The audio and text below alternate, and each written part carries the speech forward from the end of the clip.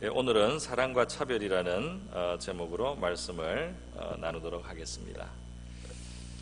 이 세상에는 차별이 있는데요. 사람을 겉으로 보고 판단을 하고 거기에 따라서 어떤 사람을 좀 중하게 여기고 또 어떤 사람을 좀 가볍게 대하는 그런 경우들이 있습니다. 뭐 호텔 같은 데 가면은 그렇다고 하네요. 이렇게 큰 차가 오면은 안내를 잘 해주는데 조그마한 차가 오면은 제대로 신경을 안 써줘서 마음이 상하는 경우가 있다, 그런 이야기를 들은 적이 있습니다. 또 옷을 잘 입고 가면은 대우를 해주는데 옷을 좀 흐름하게 입고 가면은 무시를 하는 것 같다, 이런 이야기를 들은 적도 있습니다. 그래서 우리 한국 사람들은 특별히 옷을 잘 입으려고 더 애를 쓰는 것이 아닌가, 그런 생각도 듭니다. 오늘 성경에서는 바로 이런 세상의 그 모습에 정반대되는 것을 우리에게 요구하고 있습니다. 하나님의 마음을 우리에게 그렇게 보여주고 있습니다. 제일 이제 대표적인 것이죠. 부자를 우대해주고 가난한 사람을 업신여기는 그런 일을 교회에서 해서는 절대 안 된다 하는 말씀을 하고 있는 것입니다. 그리고 이제 그 이유를 또 이 본문에서 설명을 해주고 있습니다. 왜 그렇게 하면 안 되느냐, 그 이유를 설명하는 그 과정 속에서 우리는 복음의 진리가 담고 있는 그 뜻을 더 한번 생각해 보게 되고, 또 하나님이 어떤 분이신가를 한번 더 생각해 보고, 또 우리 자신에 대해서도 한번 생각해 보게 되는 그런 유익이 있는 본문이라고 하겠습니다. 왜 겉으로 세상의 잣대로 우리 교회 안에서 사람을 판단해서는 안 되느냐, 그것을 이제 한번 살펴보겠습니다. 먼저 첫 번째로 보니까 하나님의 그 뜻이 나와 있습니다. 하나님의 뜻. 하나님의 뜻이 무엇이냐 하니까, 하나님은 이 가난한 사람을 믿음으로 부요하게 하시는 그런 분이다. 그래서 하나님이 가난한 사람을 오히려 더 부요하게 믿음의 축복을 주시는 그런 하나님이신데, 가난한 사람을 무시해서는 안 된다 하는 말씀을 하고 있습니다. 물론 부자도 하나님의 은혜를 받고 좋은 신자가 될 수 있습니다. 그런 많은 사람들이 성경에 나옵니다. 또 하나님의 은혜로 가난하던 사람을 부하게도 만들어 주십니다. 그럼에도 불구하고 하나님은 이 세상에서 없고 가진 것이 없는 부족함이 있는 이러한 사람들에게 영적으로 더 많은 축복을 주시려고 그런 의지를 가지고 계시다는 것을 성경이 말씀하고 있습니다. 고린도전서 1장 26절에서 31절의 말씀을 보면은 이렇게 고린도 교회를 향해서 말씀을 하고 있어요. 형제들아, 너희의 부르심을 보라 그랬어요. 그 교회를 보라는 겁니다. 육체를 따라 지혜로운 자가 많지 않으며 능한 자가 많지 않으며 문벌 좋은 자가 많지 아니하도다. 고린도 사회에서 문벌이 좋거나 능력이 많거나 뛰어난 철학자들이 있고 한데, 이런데 그런 사람들이 너희들 가운데는 많지 않다 그랬어요.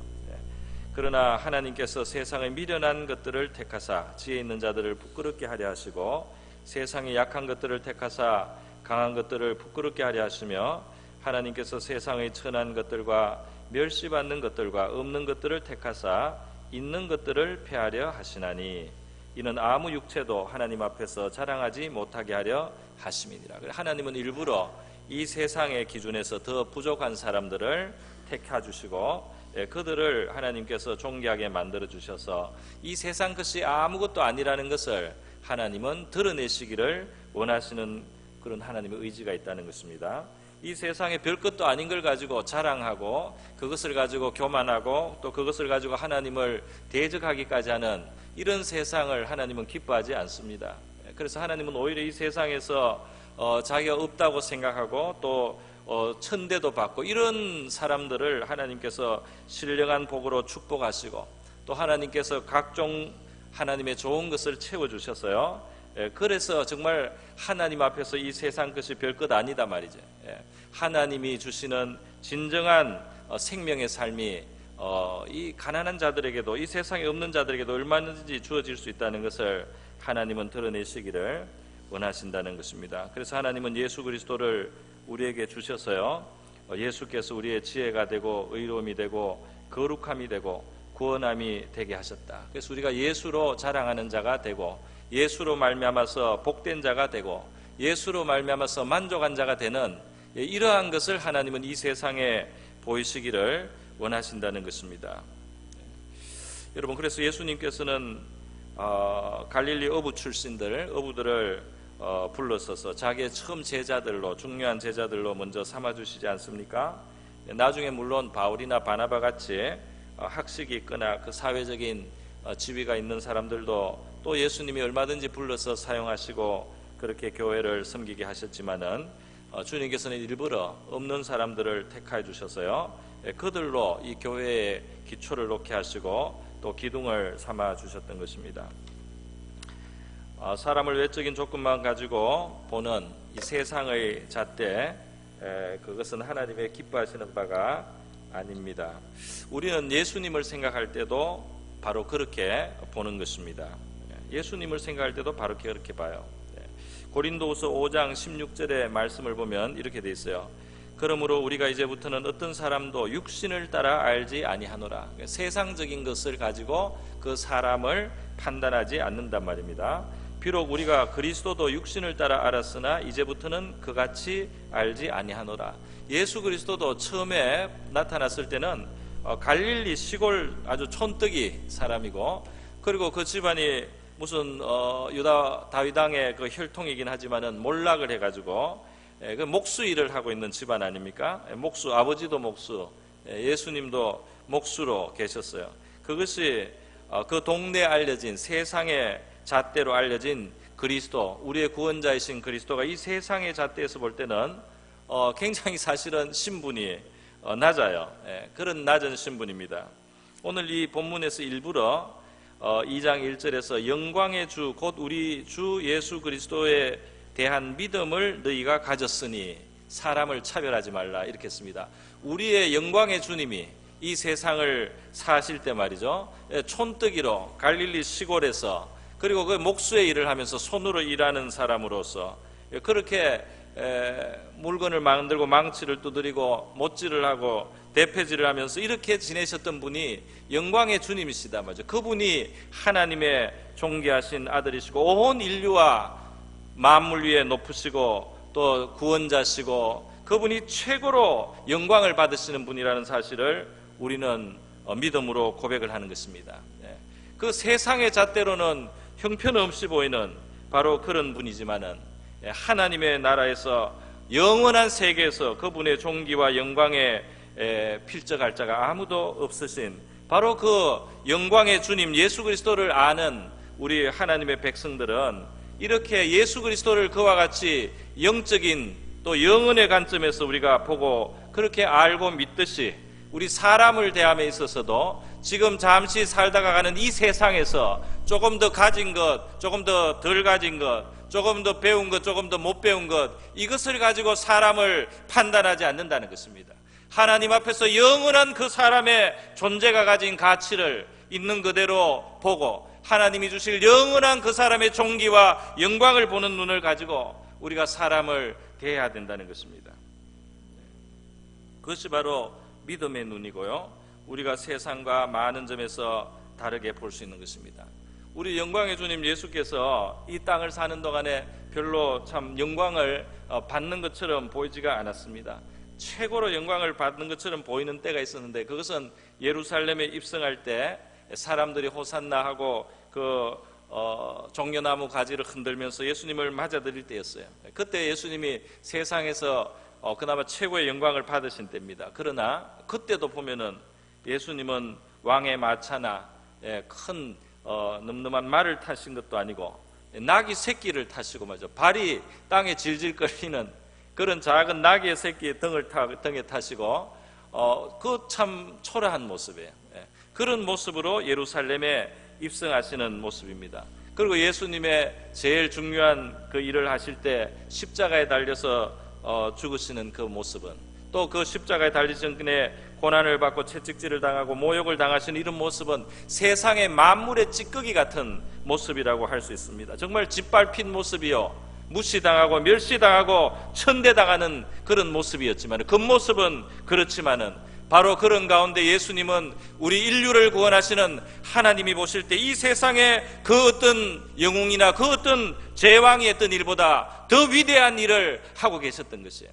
하나님이 보실 때 가장 위대한 일을 행하시고 있는 그 모습이 이 세상에 볼 때는 별것 아닌 것 같고 무시하는, 또 천대하는, 또는 그것을 부끄럽게 여길 수 있는 그러한 모습인데, 그것이 하나님 앞에서는 가장 귀하고 가장 영광스럽고 가장 큰 존귀를 장차 가져오는 바로 그 일을 예수님께서, 우리 영광의 주님께서 그 길을 가셨다는 것입니다. 그것을 우리가 생각한다면 이 세상을 보는 관점을 우리는 다르게 가져야 된다는 거죠. 남녀노소나 빈부귀천을 막론하고 우리 기독교 신앙에서는 일단 이 사람이라고 하면은 그 사람을 한 영혼으로서 귀중하게 여깁니다. 구원을 안 받은 사람도 구원을 받을 가능성을 가지고 있는 하나님의 형상으로 지음을 받은 존귀한 존재이기 때문에 어떤 다른 물질적인 가치로 따질 수 없는 가치를 가지고 있다고 생각하고 우리는 한 사람 한 사람을 소중하게 생각하는 겁니다. 그러니까 이 세상적인 어떤 타산을 가지고 우리가 사람을 대하지 않는 거죠. 왜 부자애가 들어오면 금가락지를 끼고 아름다운 옷을 입은 사람이 들어오면 사람들이 좋은 자리에 앉으라고 막 이렇게 관심을 가져주고, 남루한 옷을 입은 사람이 들어오면은 그냥 관심도 없이 무시하고 발등상에 앉든지 거기 서 있든지 마음대로 해라 이렇게 합니까? 왜 사람들은 이렇게 합니까? 이러면 안 되는데, 이럴 수도 있다는 거죠. 이거는 죄를 그대로 가지고 있는 모습인데요. 이러지 말라는 건데, 왜 이런 경향이 있느냐 하면 사람들이 역시 자기 중심으로 살아가기 때문입니다. 자기에게 뭔가 도움이 될 것 같은 사람들에게는 잘해주고 말이죠. 나에게 도움이 안 될 것 같은 사람들은 그 별로 가치를 여기지 않는 거예요. 그러니까 굉장히 이기적인 겁니다. 그러니까 나에게 도움이 될 사람한테는 내가 잘하고, 나에게 도움이 안 될 것 같은 사람한테는 함부로 대하는 거. 이거 굉장히 인간의 이기심을 나타내는 바로 모습, 죄인의 바로 모습이에요. 그래서 우리 많은 그 관계들 속에 보면 잘해주는데 그거는 뭔가 받을 수도 있기 때문에 잘해주는 관계들이 있습니다. 그렇지 않습니까? 어떤 사람들이 뭔가를 열심히 이렇게 하는데 그 관계는 다 받을 것을 생각하고 하는 경우들이 많이 있어요. 그런데 그것은 물론 뭐 그걸 기분이 좋고 또 사람 관계를 부드럽게 하기 위해서 그걸 잘못이라고 하는 게 아닙니다. 이 사회생활을 하기 위해서는 우리가 예의를 갖춰야 되기도 하고 또 원활하게 그 관계를 유지하기 위해서 해야 되는 것이에요. 그런데 성경은 뭐라면 그런 것은 성경에서 선으로 치지 않는다는 겁니다. 내가 받을 것을 기대하고 하는 일은 선의 범주에 들어가지가 않습니다. 그거는 죄인도 마땅히 하는 일이라는 거예요. 그러면 주님께서 말씀하시는 선은 무엇입니까? 너에게 갚을 수 없는 사람에게, 너가 아무것도 그 사람에게 유익을 얻을 수 없는 바로 그 사람에게 너가 선을 행할 때 그것을 하나님은 선으로 인정하신다는 겁니다. 너가 의수히 받을 줄로 생각하고 하는 것은 선이 아니다 말이야. 너가 나중에 대접을 받을 수 있고 너가 나중에 대가를 받을 수 있고 너도 그 어떤 보상을 받을 수 있기 때문에, 그렇기 때문에 하는 일은 세상에 그냥 거래와 같다는 거예요. 그런 것은 선으로 치지 않는다는 겁니다. 윗사람에게는 잘하고 아랫사람한테 대충 하는 사람이 있어요. 그런 것은 악한 것입니다. 그렇지 않습니까? 자기에게 유익이 될 수 있는 것만 열심히 챙기고 말이죠. 자기에게 아무 유익이 될 것 같지 않은 그런 사람들을 무시한다는 것은 그거는 그냥 죄인의 있는 그대로의 모습이라는 겁니다. 우리 교회는 안 그런데요. 어떤 교회는 청년들이 많은 것도 싫대요. 청년들이 뭐 교회 보탬이 안 된대. 한참 돈만 들어가고 그런 교회도 너무 참 잘못된 관점이죠. 또 교회에 연로하신 분이 왔을 때도 이제 교회를 섬길 어떤 힘도 없고, 그렇지만은 교회에 오실 때 그것을 소중하게 생각해야 되는데, 뭐 보탬이 되느냐 안 되느냐 이런 관점에서 그것을 생각하고, 그것을 대충 그냥 함부로 한다든지, 그것을 무시한다든지 이렇게 할 때는 하나님 앞에 굉장히 잘못한다는 것입니다. 여러분, 우리가 주님을 보면은요, 주님께서는 정말 주님께 아무 도움이 안 될 한 사람, 그 십자가에 달려 죽어가던 한 강도를 마지막에 구원하셨어요. 그 사람은 이제 숨 넘어가기 진짜 1분 전입니다. 그 사람을 주님께서는 회개하는 것을 보시고 믿는 것을 보시고 너가 오늘 나와 함께 나그네 있으리라고 말씀해 주셨어요. 할렐루야. 그 피 흘리고 그 고통당하는 그 값으로 그 사람을 예수님께서 그냥 구원하시는 겁니다. 여러분, 우리 사람들이 이 세상을 사면서 팍팍하다고 하고 말이죠, 이 세상이 거칠다고 하고 이렇게 하는데 왜 그렇습니까?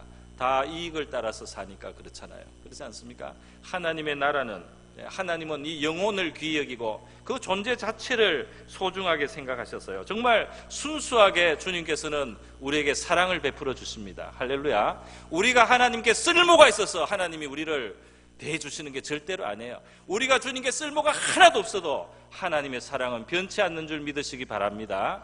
우리가 정말 하나님께 아무 쓸모짜리 하나도 없고 그래도 주님께서는 버리지 않습니다. 끝까지 사랑해 주십니다. 그 사랑 때문에 우리가 감사를 하고 영원 무궁토록 하나님을 찬양하고 영광을 돌리는 거 아닙니까? 세상에 왜 메마릅니까? 세상에 왜 감동이 없습니까? 순수하지가 않으니까 그렇잖아요. 왜냐하면 다 이익을 따라서만 해요. 선한 일같이 보이는데도 그것을 다 이익 때문에 한다면은 거기에 진정한 감동이 있을 수가 없습니다. 하나님께서 우리의 영원한 찬양과 찬송을 받으시게 되는 것은 하나님께서 우리를 정말 순수하게 대해주시기 때문에 쓸모가 하나도 없는 우리를 하나님께서는 외면하지 않습니다.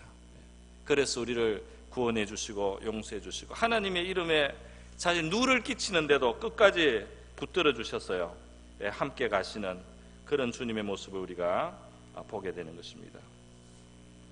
우리가 보잘것없는 처지에 있었다고 할지라도 그것을 문제 삼지 않고 예수 그리스도를 통해서 우리 자녀를 삼아주신 그 하나님의 모습을 생각할 때 우리가 사람의 가치를 그 사람이 나한테 얼마나 유익할 것인가 이런 것으로 보지 않아야 된다, 그 말씀입니다.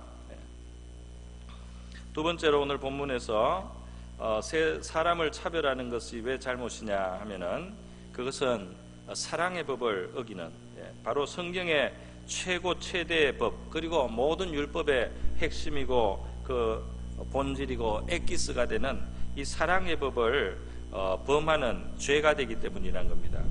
이 사랑의 법은 이웃 사랑하기를 내 몸같이 하라 하는 최고의 법이라고 8절에 말씀하고 있습니다. 그 최고의 법이 있는데요, 이웃을 그 사람이 없는 이유로, 그 사람의 어떤 자격이나 조건의 그 어떤 불비한 것 때문에 나한테 유익이 안 될 것 같아서 그 사람을 무시하거나 함부로 대한다는 것은 사랑이 아니라는 거잖아요. 사랑이 아니다 말이죠.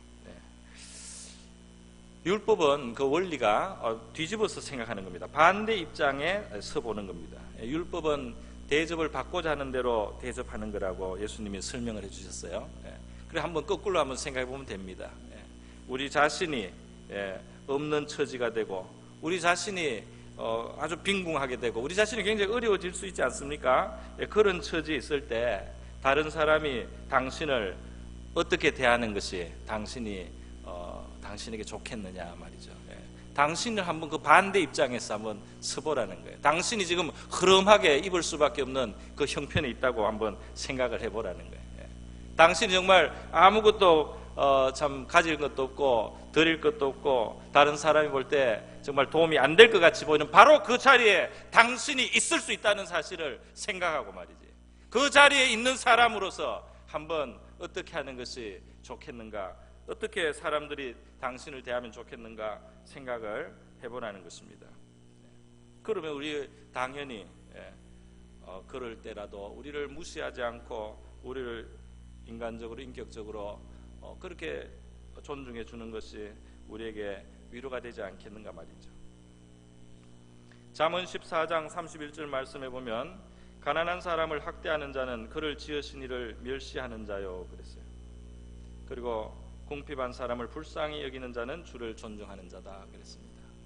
그러니까 이 사람을 보고 그 사람 존재 자체를 우리가 귀하게 여겨야지 하나님을 존중하는 사람이 된다는 겁니다. 또 잠언 17장 5절에 가난한 자를 조롱하는 자는 이를 지으신 주를 멸시하는 자요. 사람의 재앙을 기뻐하는 자는 형벌을 면치 못할 자니라. 더 깊은 또 죄까지 말씀을 했습니다. 가난한 사람을 업신여기면 하나님을 멸시하는 것이 되고 하나님의 뜻을 저버리신 것이 되고 또 최고의 법을 어기는 죄가 되는 것입니다. 오늘 그것을 분명하게 하기 위해서 굉장히 강한 지금은 이제 그 죄들을 나열을 했어요.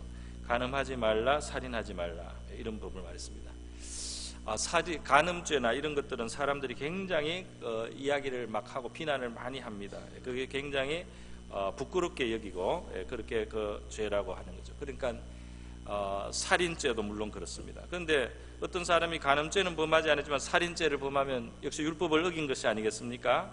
굉장히 큰 죄를 지은 것이죠. 그런데 지금 11절에 간음죄, 살인죄를 말한 이유는 이것과 마찬가지로 내 이웃을 내 몸과 같이 사랑하라는 것도 똑같은 법이라는 겁니다. 그렇기 때문에 내 이웃을 내 몸처럼 사랑하지 않는 것은 간음죄를 짓거나 살인죄를 짓는 거나 마찬가지로 하나님의 법을 어긴 죄라서 똑같이 멸망할 죄로서 그 죄가가 크다는 것을 말하는 거예요. 그러니까 내 이웃을 내 몸처럼 사랑하지 않는다. 이것을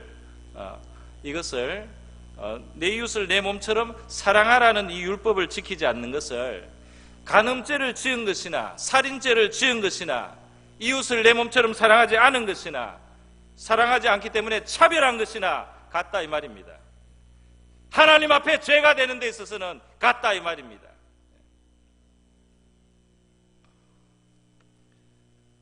그래서요, 우리가 이 죄에 대한 문제를 생각해 보면은 우리 자신이 사실 하나님 앞에서 다 죄인이 아니겠습니까? 우리가 영적으로 말하면 우리 자신이 살 길이 없는 영적인 빈궁함, 헐벗음을 우리가 가지고 죄의 이 누추한 그러한 존재를 우리가 스스로 존재가 되어서요 멸시와 천대를 당하기에 합당한 그런 우리의 모습이지만은 하나님께서 이러한 비천하여진 우리를 또 영적으로 완전히 헐벗은 우리를 멸시하지 않으시고 사랑으로 받아주시고 또 사랑으로 품어주셨어요. 그 아들을 내어주시면서 우리를 구원하여 주신 것입니다. 이것이 우리가 받은 구원이기 때문에 이 구원을 우리가 기억한다면, 이 구원을 우리가 잊지 않는다면 우리가 없는 사람을, 세상적으로 부족하다고 그 사람을 무시할 수가 없다는 것입니다. 오늘 마지막으로 세 번째로 우리가 없는 사람, 여기 지금 가난 이렇게 해서 이제 경제적인 것으로 말했는데 이걸 더 확대하면은 뜻이 더 넓어집니다. 그죠? 어떤 사람은 꼭 돈이 아니더라도 하여튼 뭔가가 부족한 사람들 있잖아요. 부족한 사람, 건강이 부족할 수도 있고요. 뭔가가 부족해서 그 삶이 하여튼 결핍이 있는 사람은 이 가난한 범주에 다 들어가는 겁니다. 세 번째로 왜 우리가 그렇게 해서는 안 되느냐, 차별을 해서는 안 되느냐 하니까요. 지금 우리가 하나님의 심판대 앞에 장차 서게 될 텐데 우리가 하나님의 심판대 앞에 서게 되는 날 우리에게 제일 가치가 있는 것은 뭐냐면, 제일 우리가 중요한 것은 뭐냐면 불쌍히 여김을 받는 겁니다. 그러니까 이 하나님이 불쌍히 여겨주시는, 긍휼히 여겨주시는 것이 우리가 이 심판에서 멸망으로 가지 않는 바로 그 비결이에요. 심판을 이길 수 있는 유일한 방법은 긍휼을 얻는 것입니다. 긍휼을 받으면 심판을 벗어나게 되는 거예요. 그런데 이게 긍휼하심을 보면은요, 우리는 먼저 하나님의 긍휼하심을 기억을 합니다. 그죠? 하나님이 우리를 죄인이 되었는데 불쌍하게 생각해 주신 거잖아요. 그래서 그 용서를 받는 것, 또 하나님의 자녀가 될 수 있는 길까지 열어주시면서 그 예수 그리스도를 보내주시고 믿음으로 의롭다함을 받게 하시는 이런 구원의 길을 하나님은 우리에게 열어주셨습니다. 그런데 우리가 나중에 하나님 앞에 섰을 때 말이죠, 바로 이런 하나님께 긍휼을 받은 자로서 그 긍휼을 정말 믿고 인정하고 살았다는 증거가 필요합니다. 정말 나는 하나님께 긍휼을 받아서 구원에 이르렀다는 것을 우리가 주님 앞에 고백으로 드릴 수 있는 그 증거가 필요한데, 그것이 무엇이냐면 다른 사람들에게 우리가 베푼 긍휼이 바로 그 증거가 됩니다. 내가 주님께 긍휼을 받았습니다 하는 그 증거가, 내가 바로 긍휼을 받은 사람으로 다른 사람을 긍휼히 여겼다는 것이 바로 주님 앞에 그 심판대 앞에 섰을 때 우리를 지켜주고 심판에 떨어지지 않게 하는 바로 그 중요한 우리의 변호가 된다는 거예요. 긍휼을 행하지 아니하는 자에게는 긍휼 없는 심판이 있으리라. 긍휼은 심판을 이기고 자랑하느니라 그랬습니다. 우리가 전에는 백성이 아니더니 이제는 하나님의 백성이 되고, 전에는 긍휼을 얻지 못하더니 이제는 긍휼을 얻은 자가 되어서 예수님으로 말미암아서 하나님 앞에 긍휼을 받았기 때문에 구원도 받고 죄 용서도 받고 하나님의 자녀가 되고 천국의 소망도 갖는 것 아닙니까? 그러니까 긍휼이 얼마나 중요합니까? 이 긍휼을 받은 사람으로 우리가 살아가야 된다는 겁니다. 그래서 그 없는 사람, 부족한 사람을 향해서 우리가 긍휼을 갖지 않는다면 이 긍휼을 받았다는 사실을 우리가 부정하는 것처럼 되어버렸어요. 긍휼 없는 심판을 받는다, 이렇게 경고를 하고 있는 것입니다. 마태복음 18장에 보면은 1만 달란트를 빚졌어요. 어떤 사람이 너무너무 큰 돈을 빚을 졌지만은 갚을 수가 없는데 임금님이 다 용서해주고 다 그냥 그것을 면제해줬습니다. 너무너무 큰 은혜를 받았고 큰 긍휼을 받았어요. 자기는 진짜 수천억을 탕감을 받았어요. 그러나 자기에게 몇십만 원 빚진 사람을 가지고 가서 만나가지고는 그 사람의 멱살을 잡고 흔들고 돈을 안 갚는다고 감옥에 쳐넣으면은, 그 소식이 임금에게 들린다면 이 사람이 무사할 수 있겠느냐 하는 겁니다. 그 사람도 다시 감옥에 영원토록 전자 감옥에서 썩어야 되는 그런 심판을 받게 합당하지 않느냐 하는 것입니다.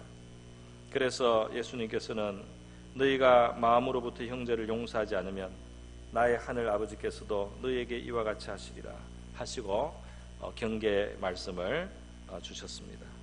예수님께서는 마가복음에 너희가 헤아리는 헤아림으로 너희도 헤아림을 받을 것이다, 마가복음 4장에, 또 마태복음 7장에도 그렇게 말씀했어요. 너희가 비판하는 그 비판으로 너희가 비판을 받을 것이요, 너희가 헤아리는 그 헤아림으로 너희도 헤아림을 받으리라. 우리도 긍휼이 필요한 존재고 앞으로도 필요하고, 또 앞으로 언제 이 땅을 살면서도 긍휼이 필요하고 말이죠. 하나님의 심판대 앞에서 얼마나 긍휼이 필요한 존재들입니까? 그 사실을 우리가 기억한다면 긍휼을 베풀고 또 차별하지 않는, 또 사랑의 최고의 법을 지키는 저와 여러분이 되어야 할 줄 믿습니다. 그럴 때 우리 하나님의 긍휼이 우리의 삶 속에 차고 넘치게 될 줄 믿습니다. 다 같이 한번 기도하겠습니다. 오늘 우리 기도할 때 하나님, 세상적인 마음을 가지고 그렇게 한 것이 있으면 용서해 주시고, 하나님이 우리에게 얼마나 큰 사랑과 긍휼을 베풀어 주시고 또 우리에게 큰 사랑을 보여주셨는지 그걸 늘 기억하고 살아갈 수 있게 도와주시고, 우리도 사랑하는 자, 긍휼을 베푸는 자, 또 영원한 하나님의 시선으로 사람들을 볼 수 있는 우리가 되게 하여 주시옵소서. 다 같이 기도하겠습니다.